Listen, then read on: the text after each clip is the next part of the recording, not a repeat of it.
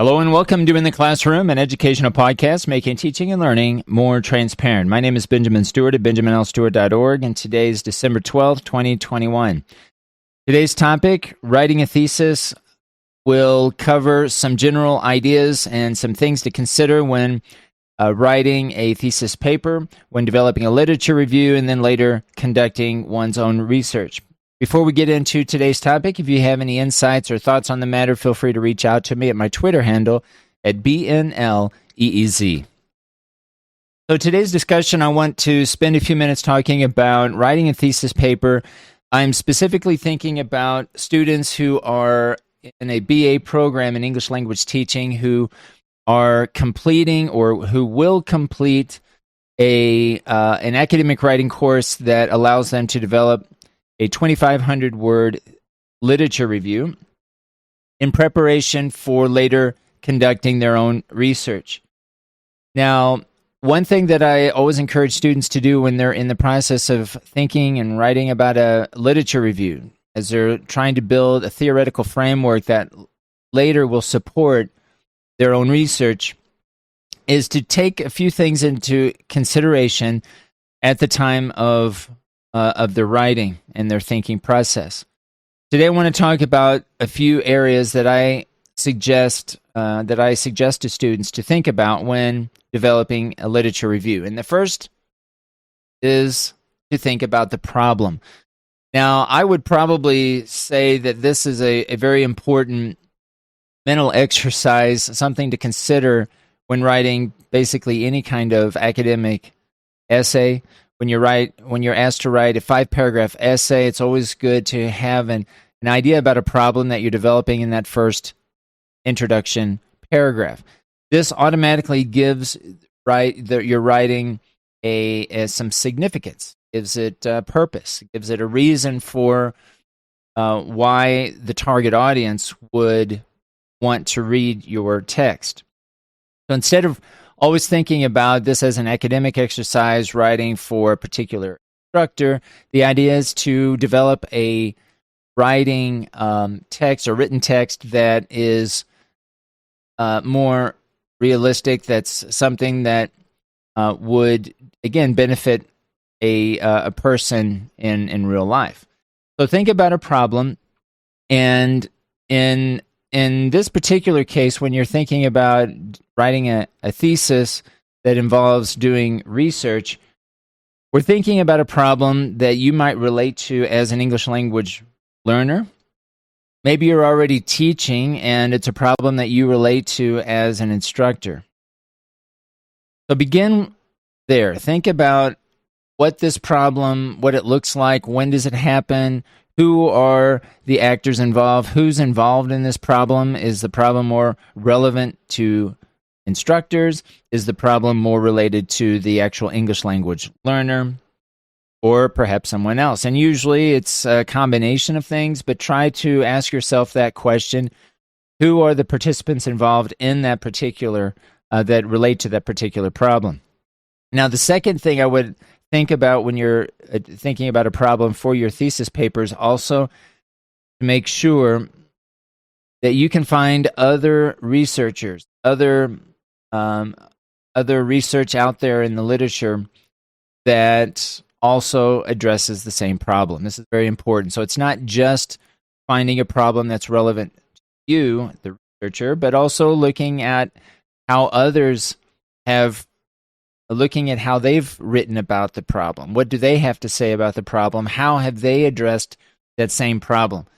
So this is also a very important key aspect that needs to be done early on in the process. And this is one of the most challenging things that I've faced with learners. One of the hardest things to do is to really find that problem and be able to articulate that problem. Now, later when you develop your literature review, you'll need to have included that problem in the introduction paragraph. But the idea here is to come up with a problem that you can write about in the theory that also will be relevant later on when you're doing your own research. So two things. Make sure that the problem is relevant to you as an English language learner and or instructor. And number two, that the problem exists, that it's out there in the literature, it's well researched, and you're able to find that research that relates to the problem. Now, I mentioned target audience. The second thing to consider when you're writing a thesis statement is to really zero in on who would benefit the most having read your thesis paper. Are you writing to beginning teachers?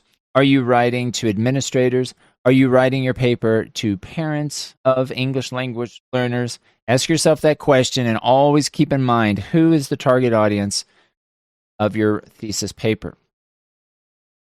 The third thing I would consider when you're writing your literature review is actually the participants that might participate in your research.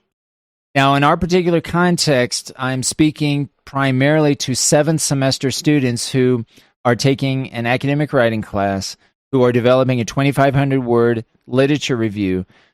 The class itself doesn't include the research project. It only includes developing the theory. So sometimes it's difficult to foresee who the participants might be in your research.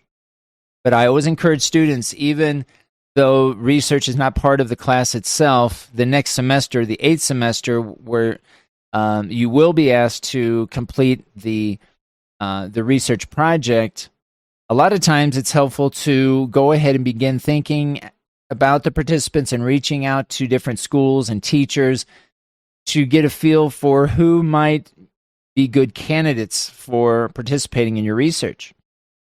So it's really never too early to begin reaching out to administrators or coordinators and asking them, next semester during these dates, is it possible for me to do my research? And start to reach out to them so that you can have an idea about availability. You can have an idea about which participants would likely participate in your study, because again, this informs it really informs everything. It informs the target audience, the problem. It really relates to what you want to focus on. You're going to focus on children. Are you going to focus on young adults, maybe at the university? Are you going to focus on maybe administrators? A lot of these questions about participants can be answered if you can reach out to them and find out if they are able to help you. Now, sometimes what happens is I see students who are really pursuing great topics, great ideas. They want to pursue something related to, let's say, language disabilities or learning disabilities, but they're not able to find students or participants for those particular learning disabilities that they're looking for. And this is oftentimes a good example of having a good topic, but not having the resources, the people available to actually conduct your research.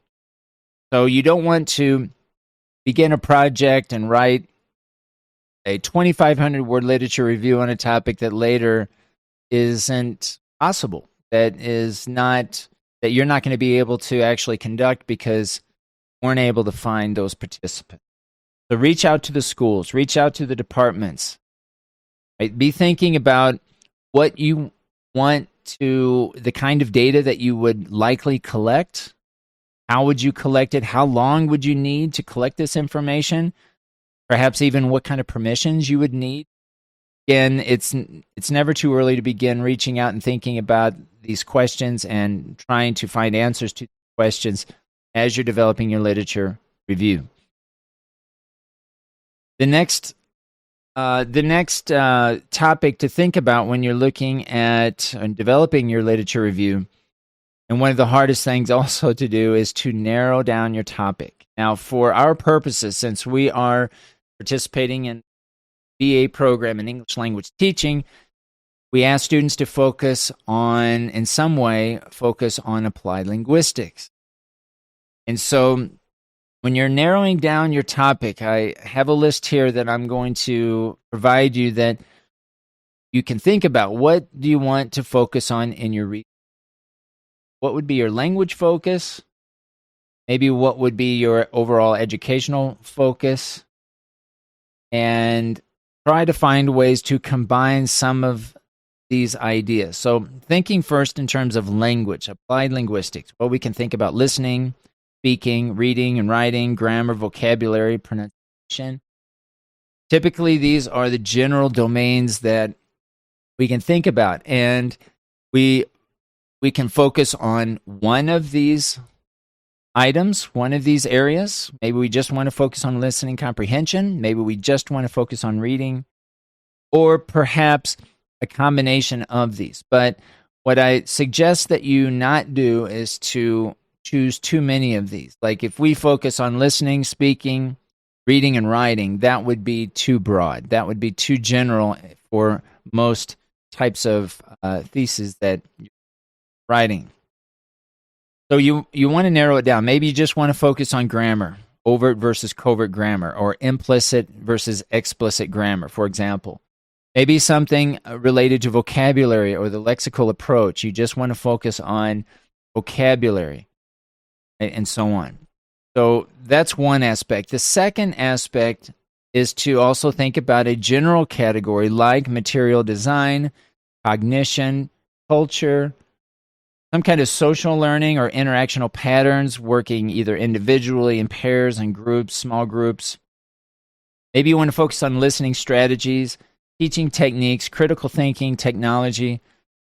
So again, these are very general categories, and the idea is to think about a combination of these ideas that might help you narrow down your topic. Now, there are other concepts, of course, that you might consider that aren't listed here, but what I want to suggest to you is to find ways to combine some of these. Maybe you want to focus on speaking and social learning or interactional patterns and how students are helping and working through a particular task in small groups, practicing their speaking skill. Maybe you want to add another component, maybe looking at certain vocabulary techniques that they're using or strategies to promote vocabulary learning, students working in small groups, and you want to collect data from students to be able to analyze and understand how they are interacting, practicing the speaking skill,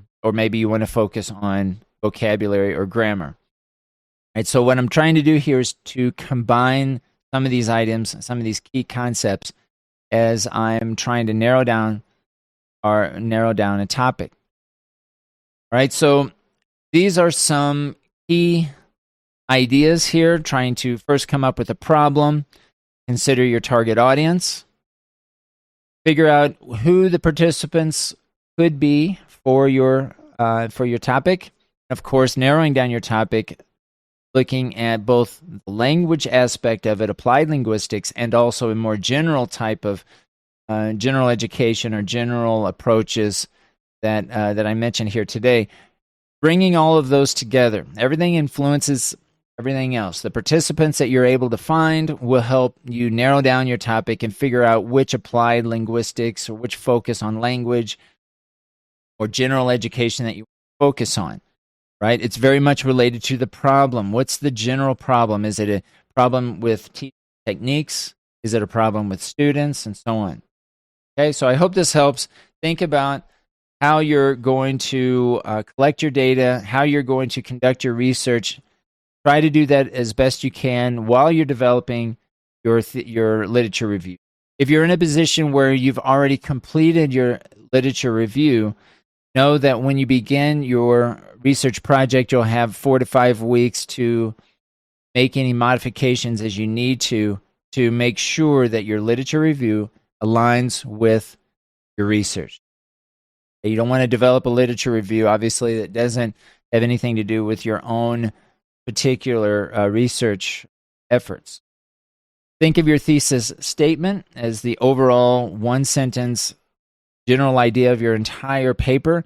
But remember that the thesis statement relates not only to the theory, not only your literature review, but your thesis statement also relates, obviously, to your own research.